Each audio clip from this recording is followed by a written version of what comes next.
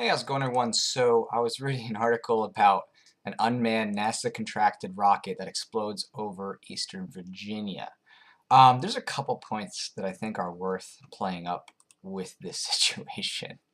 Um, First and foremost, the government, of course, paid this privately contracted party. That is, it's a private party that they contracted with, the government, that is, contracted with them, $200 million to do this launch. And the launch exploded. That's $200 million blown up in smoke.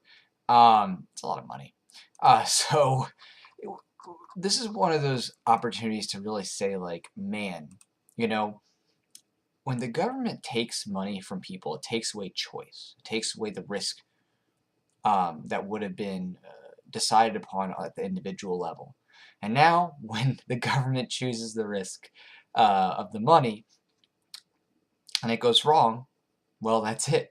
$200 million, there's no recourse for anybody else here in that regard. I mean, I'd have to venture a guess. Maybe the space company has some sort of insurance for the losses in the event of an explosion. But um, it's one of those things where it's a great evidence, I think, for why placing the money that is, or the purchasing power in the hands of government um, is just really not necessarily the best thing to do, because things can go wrong. And of course, things can go wrong in the private sector. Someone could invest their money in something and that flops. The difference, though, between the government doing it and people doing it is that people have their own risk analysis that they do for what they spend, and it's a much smaller scale than the forcible taxation that government does when things go wrong.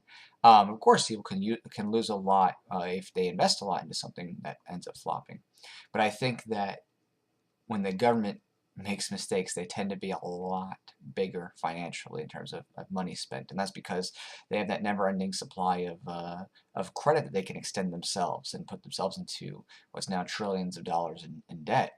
Um, so it's a sad example of just money getting blown up in the air, and people don't really have much or recourse. Won't really see much of a personalized recourse, and they didn't even have much choice in the process as to where that money went. Um, but even beyond that,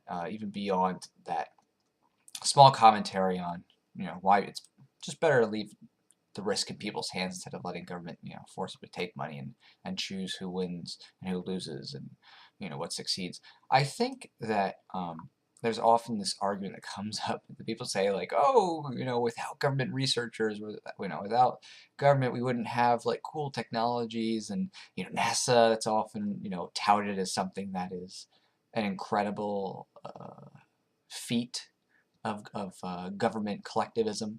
And it really is a giant fallacy, because the issue is that all those people, all those scientists, they are human beings. They don't disappear just because you don't have that government program. They go and they work and do something else that probably is going to be in their field of interest, science related. If they're interested in astrophysics, okay, they would probably be applying those skills within a different opportunity, whether it's a not-for-profit or a research foundation, maybe a private business, maybe they do their own sort of magazine publication that is either funded from subscriptions or funded from donations, gifts to people who are interested in the material. But this idea that it's like, oh man, government's just this locus of power that allows for great advancements. I mean, it's so ridiculous. Just from a historical perspective, when you look at the people who were the geniuses behind, I think much of our modern technology really came around the late 1800s, early 1900s. A lot of private people. You think of like Einstein and Tesla and so on and so forth. People who were using their ideas privately funded. Um, it's really something that is is always going to have an incentive behind it, because people are curious. People want these things. They want the technology that gives them all this power to communicate all around the world. Space exploration just takes a different bent depending on who is marketing it. If it's Virgin or a SpaceX or something like that, they're catering to wealthy clients who want to explore space, and they're, selling $250,000 tickets. Okay, great, and that's an incentive to build technology. Businesses that want to communicate around the world, like there's incentives for creating that to help the business or to help a business or multiple businesses grow and succeed. The incentives don't disappear just because you don't have, you know, an agency that has been funded through threats of force and forcible goods stolen through, that is, taxation.